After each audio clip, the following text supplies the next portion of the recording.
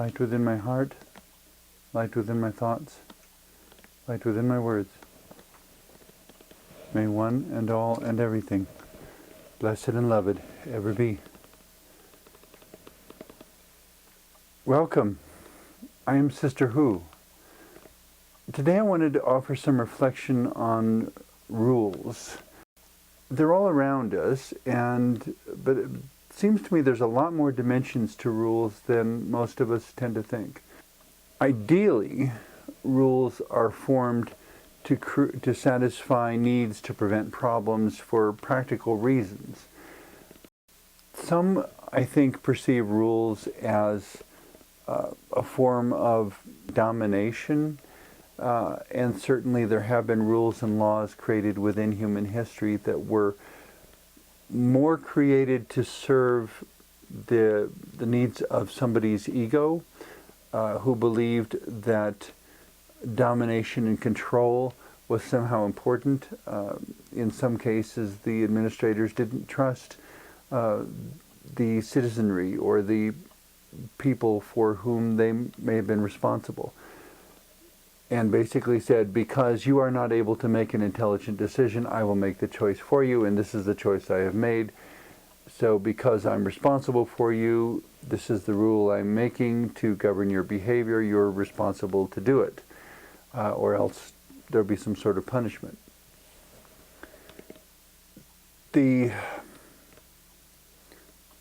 Ideally, rules prevent unsafe situations, guide us toward a safe experience of whatever it is that we need to do, that guide us toward what will be enjoyable and safe rather than toward what will be risky and dangerous.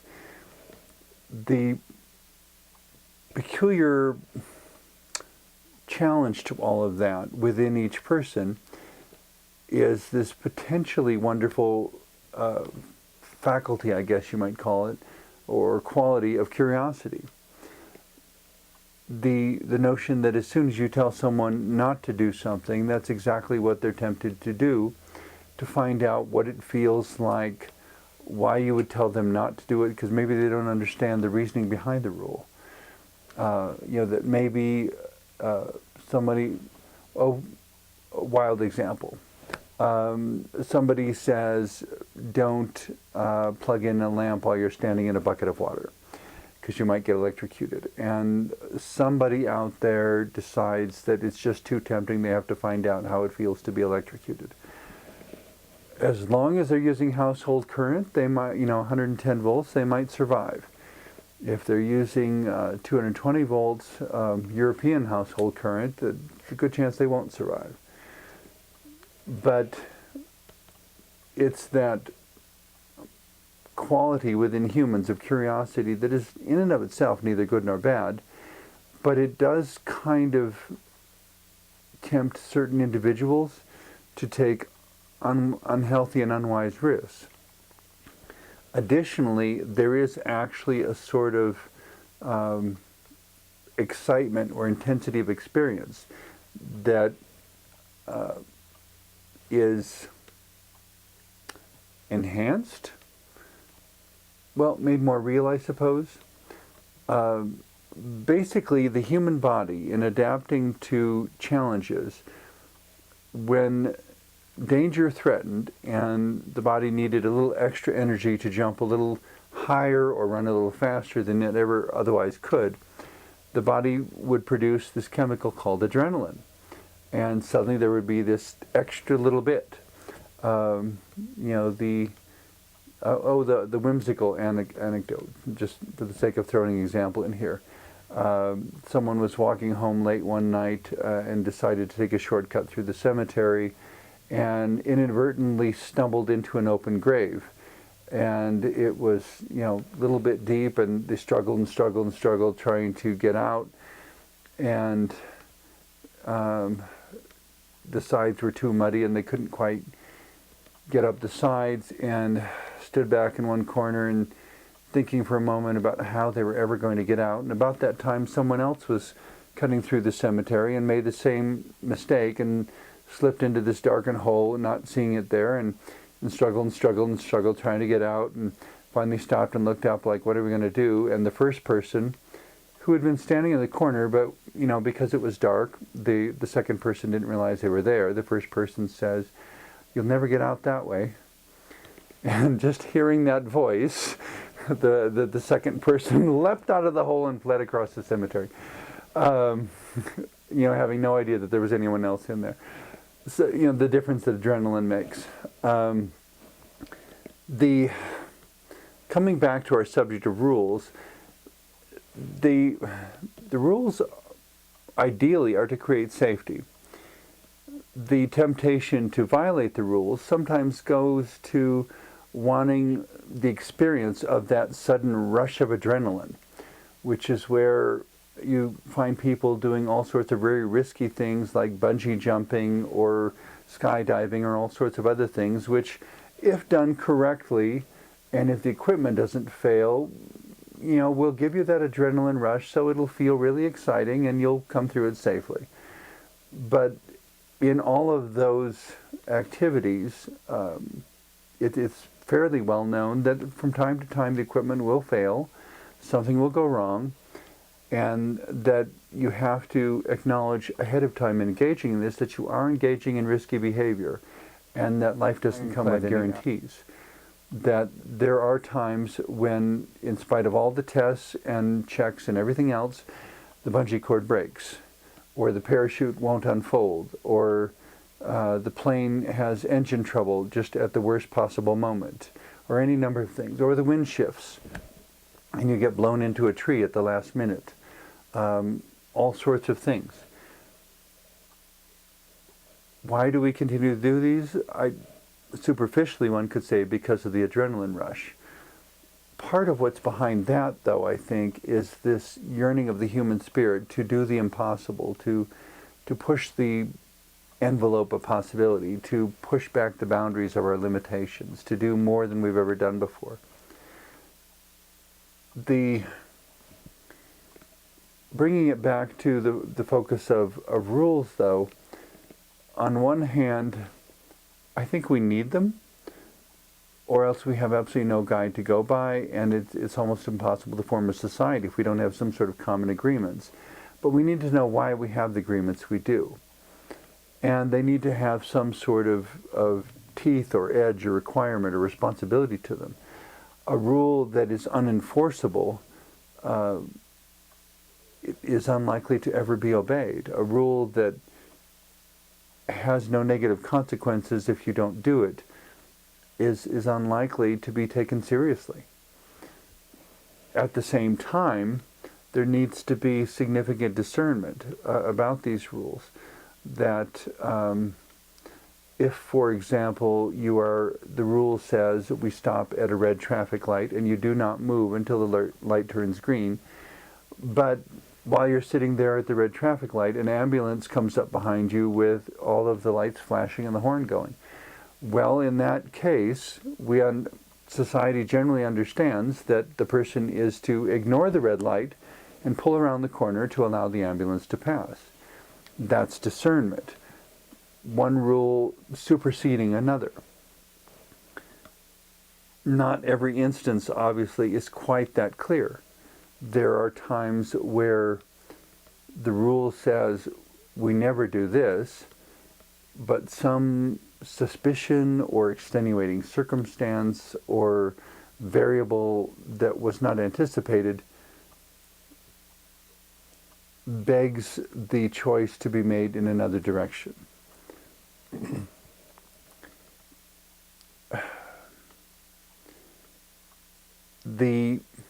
As many times as this can be applied ethically and wisely, however, it can also be applied unjustly. The example comes to mind of various stories I've heard from in the folk tales of both European and Asian cultures, in which there was a war going on and all the young men of the village were being drafted to be sent off to fight in the war. And somehow the name of the ruler's son was never drawn for the draft. And so everyone is going off to fight the war, and the young man who was the prince sits at home watching all of the citizens go off to war and not understanding that the reason he is not going is because his name has been withheld, because the ruler who will send everybody else's sons off to war will not send his own, according to these particular stories. And in each of the stories that I've read, the prince usually finds out and decides to deliberately sabotage the selection process so that the prince's name is the only name that will be drawn next, essentially saying it is not right for one rule, for all the lives of the citizens of the kingdom to be devalued and him to be made the exception. There should be an equality, a respect, a recognition that the laws and the rules that apply to the general citizenry at times may be challenging, but they're done for a common good. Because of that, it is not right that any so-called elite person or class would be exempted from those rules if they are nevertheless receiving the benefits from that communal entity that is fighting for its survival. I mean, if the communal entity is fighting for its survival, it doesn't make sense for someone to benefit from that struggle without contributing to the struggle as well. This is where, to me, it always made more sense in more ancient times, if there were going to be battles, that the generals and the military commanders led the charges. Instead of today, where we have politicians miles from any battlefront making decisions that essentially determine the fate of thousands upon thousands of lives, without ever being at risk themselves. And so in a sense, their decision they make is not one that they really have to take seriously at all. It's not one where they even see the consequences of their actions. The point of good rules is that you understand the consequences of the action, you understand the reason the rule was created, you understand the wisdom that the rule embodies, and that if the rule does not embody wisdom, that too can be made obvious, can be brought up for communal discussion, and the rule can be changed, because any community understands, any wise community understands, that wisdom is in the best interest of the community, that making governmental decisions for the sake of economic or private interests is not advantageous to the common good, nor is it advantageous to the individuals that are encompassed by that common good. In order to be the common good, the rules have to reflect something that will nurture and support every individual in the community, no matter how eccentric they may occasionally seem to be. Because at any point in time, any of them may be considered eccentric or unusual. And so if we try to say, if we fight for the definition of normal, if we make the rules about conformity and about normalcy and about requiring people to be like us, we essentially contribute to our own extinction. Biologists who look at the interaction of species all over the earth will tell you that the more species that go extinct, the more threatened the remaining species are in their ability to survive, because there's something called biodiversity that basically says what the butterfly contributes is just as important as what the bird contributes, is just as important as what the lion contributes, and the deer, and the human, and all of them together. That there is some way that all these contributions all mesh together and create a world. The rules that we create are to support and encourage the healthiest and most effective experience of that world for everything that world includes.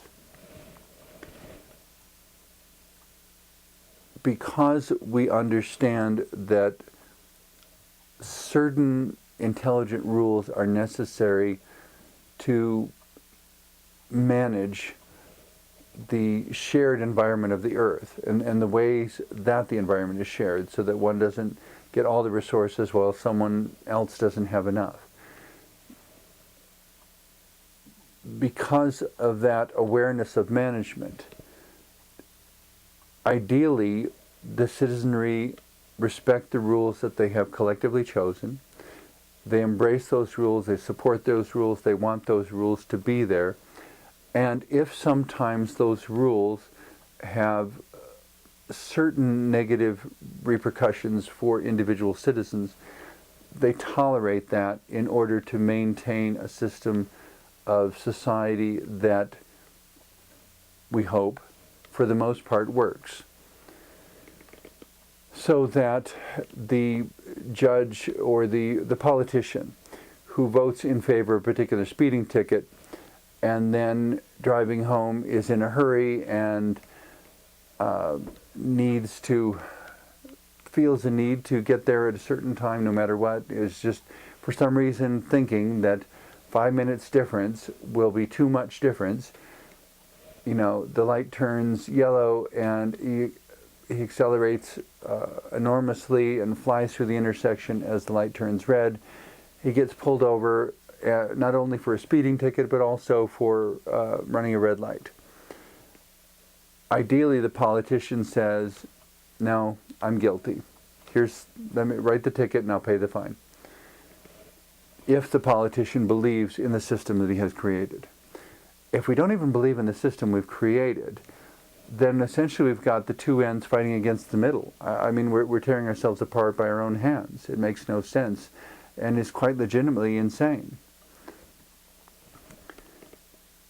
So in creating rules, on one hand we need discernment to know when there are extenuating circumstances, and on the other hand we need something that makes the rule real, that reminds us of why we have the rule there, and that ideally it's intended to have a good communal effect. That the reason we create rules is because we're not the only one here. That the world is a shared space.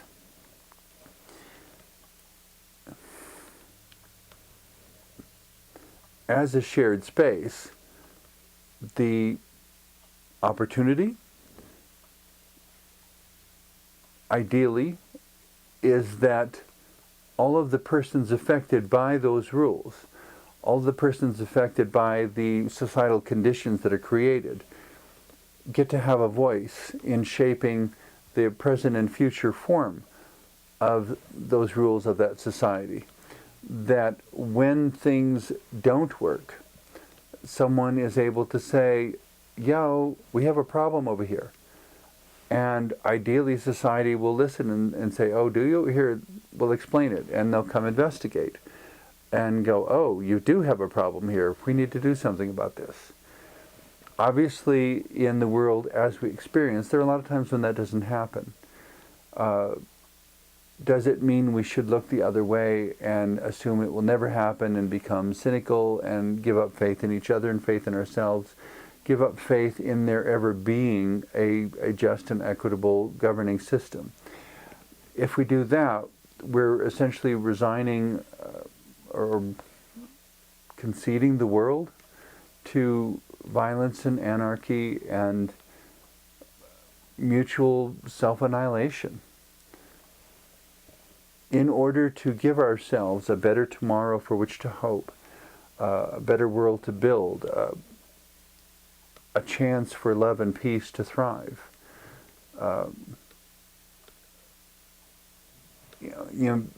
It's often been said, please give peace a chance, but I don't know that we always understand exactly what we mean by peace when we say give it a chance. But there are a lot of ways in which what is stopping the wise discernment and the equitable application of rules is our own cynicism and our own. It's like we believe in our failure more than our potential to succeed. We believe in our ability to be victimized more than we believe in our ability to triumph. we believe in our ability to fight each other more than we believe in our ability to work together. In working toward and ultimately restoring our faith in ourselves and in each other, we can come together and decide those rules by which we will collectively be governed and how we will deal with any potential exceptions to those rules, whether it will come to a communal discussion, whether it will be decided by certain people on behalf of the community, and if so, according to what principles does the larger population want people to make decisions. You know, when people are called for jury duty, it is thoroughly explained the possible decisions that can be rendered, how to relate to the evidence that's presented. I mean, there's a whole structure around it to keep things very tightly focused on a specific decision so that the jury doesn't get totally lost in endless deliberation of things that really can't be known one way or the other. In addressing any complex life situation, determining when an accident is truly an accident and when there was negligence involved and when there was simply mechanical failure involved. You know, there are times when, in spite of all the inspections, the vehicle that passed inspection suddenly falls apart because there was something that wasn't noticed in the inspection. There was something that wasn't noticed and no one realized that it was about to break. On the flip side, of course, is those times when we get stuck in our rules and our policies and in the expectations in ways that, in retrospect, are so ridiculous, absolutely ridiculous. Many times it's because of a certain distance from the situation that we, instead of collaborating with the people who are there, with the local eyes and ears, the administrators from whatever distance away will try to impose a policy decision on a situation that they don't actually know. And if they are unwilling to respect the voice of the one who is there and bearing witness to the incident, greater tragedy can result. The two examples come to mind. I'll share briefly, just to wind up a little bit of a light note here. One was a train that developed a problem with a particular wheel that was overheating, and so the train stopped. And they radioed the command center, wherever it was, saying, you know, we've got a problem, it's overheating, there's, you know, it clearly needs to be fixed. And they said, well, according to policy, the train cannot be moved until it's fixed. And said, well, actually, at the moment, we are sitting on a wooden trestle. And the administrators from however 100 miles away insisted, no, policy says the train cannot be moved. You cannot move the train, period. So they didn't move the train, the trestle caught fire, the entire trestle burned down, and the whole train fell down into the gully, and, you know, hundreds of thousands of dollars of damage, having to rebuild the trestle and everything, and as well as the train was a total loss. They could have moved the train another 100 feet and been fine. But policy said, no, we can't move this, and so they had to stand there while the whole thing burned down in front of them because they weren't going to violate the policy or, you know, for fear of losing their job. How utterly ridiculous and how utterly devoid of wisdom. You know, that was clearly discernment in which a rule needed to be bent. Another one, the other anecdote I'll wind up this episode with that I just found too funny, so I still remember it. The collection of allegedly U.S. Navy vessels sailing somewhere in the North Atlantic, and they're surrounded by thick fog, and there's they suddenly get this radio transmission that, you are headed for, our position. It's dangerous. You need to change your course immediately. And to which the captain or admiral or whoever was commanding the fleet responded, "No, we are the U.S. Navy. We're coming through." And the message was repeated, "No, you really need to change your course." And he responded again, "No, we are the U.S. Navy. We have battleships, we have destroyers, we have whatever. We're coming through." And the final message from the other is, "We're a lighthouse. You make your own choice." The idea being that the land was not going to move just because of how important the admiral thought he was. But all of this comes back to how we interact with our rules. How much while we're interacting with our rules, we listen. How much we allow others to speak. How much we allow wisdom in the more collective sense to prevail. That, yes, we need rules, but we need intelligent ones, not ones that are enforced blindly. In any case, I hope the thoughts I've shared in the last half hour have been helpful to you. Certainly there's never a final word on this subject, but we could all do better from thinking and from learning to listen a lot more in our ongoing discussions of the rules we embrace. Thank you for watching.